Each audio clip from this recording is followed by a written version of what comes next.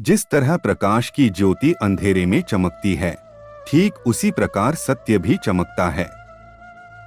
इसलिए हमेशा सत्य की राह पर चलना चाहिए। दो मित्र थे, एक था सच्चा और एक झूठा। सच्चा महान सत्यवादी था।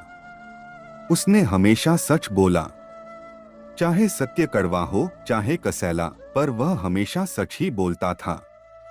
इसके विपरीत झूठा हमेशा झूठ बोलता था। झूठ बोलने से कोई लाभ हो रहा हो या नहीं, लेकिन वह झूठ ही बोलता था।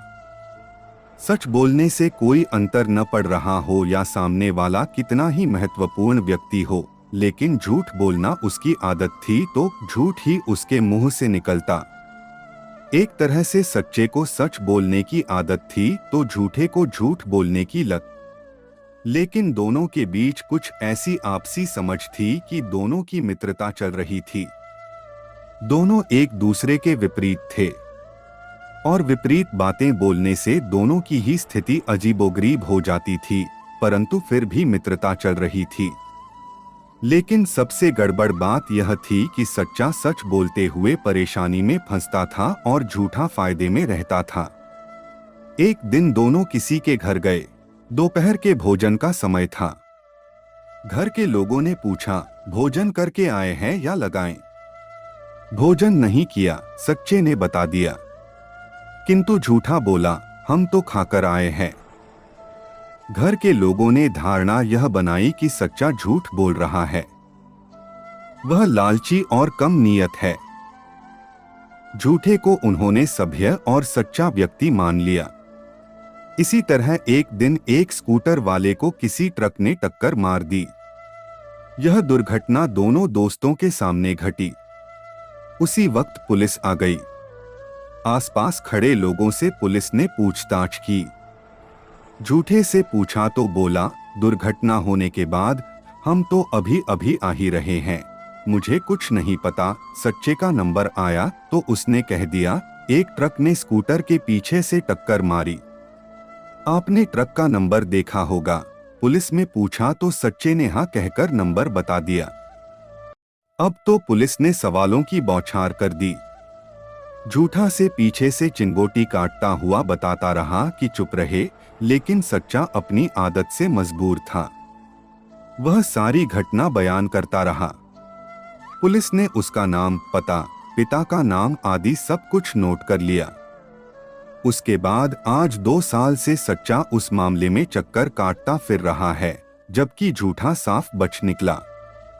कितना समय बर्बाद हुआ है, कितना पैसा, यह सच्चा ही जानता है। ऊपर से ट्रक वाला धमकी अलग देता है। पुलिस वाले बातचीत में बदसलूकी अलग करते हैं। उसके बाद आज 2 साल से सच्चा उस मामले में चक्कर काटता फिर रहा है, जबकि झूठा साफ बच निकला। कितना समय बर्बाद हुआ है, कितना पैसा, यह सच्चा ही जानता है। ऊपर से ट्रक वाला धमकी अलग देता है। पुलिस वाले बातचीत में बदसलूकी अलग करते हैं। दोनों मारे डर के तेजी से पुल से उतरे और भागने लगे।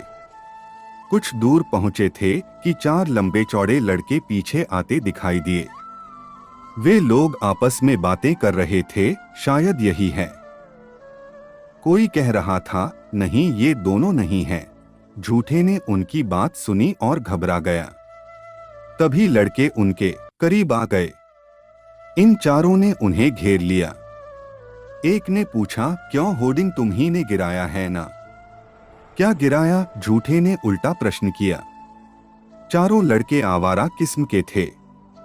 एक ने दोहराया, अंधे के साथ साथ बहरे भी हो क्या? होर्डिंग क्यों गिराया? झूठा बोला, आप क्या बोल रहे हैं? लड़के एक दूसरे का मुंह देखने लगे। उन्हें लगा गलत लोगों को पकड़ लिया। वे लौटना ही चाहते थे कि एक लड़के ने सच्चे की कमीज को पकड़कर कहा, यही शर्ट मैंने देखी। क्या तुम पुल से नहीं आ रहे थे? हम क्यों पुल से आएंगे भाई, हमारा रास्ता सीधा है। झूठा फौरन बोला, लेकिन सच्चा अपनी आदत से बाज नहीं आया। कहने लगा, हम पुल से ही आए। वह सुनते ही झूठा सिर पर पैर रखकर दौड़ पड़ा। दो लड़कों ने कुछ दूर तक उसका पीछा किया, किंतु फिर यह सोचकर लौट आए कि कहीं दूसरा हाथ से न निकल जाए।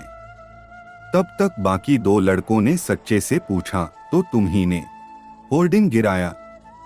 जानबूझकर नहीं गिराया, बल्कि गिर पड़ा, सच्चे ने साफ बात कह दी। तभी एक लड़के से उसके मुंह पर झापड़ रसीद कर दिया। फिर तो बाकी दो लड़के भी आ गए थे और सभी ने मिलकर उसकी ताबड़तोड़ पिटाई की। दो लड़कों ने उसकी जेब में हाथ डालकर 200-250 रुपए भी निकाल लिए। ऊपर से उसका थोबड़ा अलग सूज गया। पिटने के बाद जब वह बस स्टॉप पर पहुंचा तो झूठा वहीं मिल गया। झूठे ने उसकी हालत देखी और दंग रह गया। बोला, वाह रे सत्यवादी हरिश्चंद्र, ऐसा भी सच क्या बोलना कि पिट जाओ। आखिर तुझे जीवन में सच बोलने का कभी तो कोई लाभ हुआ होता। सच्चा मुंह लटकाए रहा, कुछ बोला नहीं, लेकिन उसने मन ही मन सोचा कि शायद झूठा ठीक कह रहा है। झूठे ने उसकी मन की बात समझते हुए कहा, ठीक है तो आज के बाद सच बोलने से तौबा कर ले, तुम खुद तो पिटाही में भी पिटते पिटते बचा। एक दिन फिर एक घटना घट गई। दोनों शहर के महत्वपूर्ण इलाके में घूम रहे थे। तभी दो लोगों ने उनके आगे मोटरसाइकिल रोकी। एक व्यक्ति उतर कर आया और पूछा, आप लोग नेताजी के घर की तरफ से आ रहे हैं ना? झूठे ने हेकड़ी में आकर कह दिया, हाँ आ रहे हैं। नेताजी के वहां तो हम अक्सर जाते रहते हैं। इतना कहकर झूठे ने सच्चे की ओर देखा ताकि वह भी उसकी हाँ में हाँ मिलाए। सच्चा आदत से मजबूर था। बोला, कौन नेताजी? मैं न किसी को जानता हूं और न कभी किसी नेता के घर गया। झूठे को बड़ा क्रोध आया। बोला, हाँ ये नेताजी को नहीं जानता। ये तो ऊपर से नहीं आ रहा है, बल्कि मुझे यही रास्ते में मिला। लड़कों ने झूठे की वाह लेने के लिए कहा, लेकिन आज तो भाई साहब आपने कमाल कर। हाँ, कमाल तो मैं हमेशा ही करता हूँ, झूठे ने अपनी तारीफ सुनकर चौड़ा होते हुए कहा। उसी वक्त दूर से सैकड़ों लोगों की भीड़ आती हुई दिखाई दी।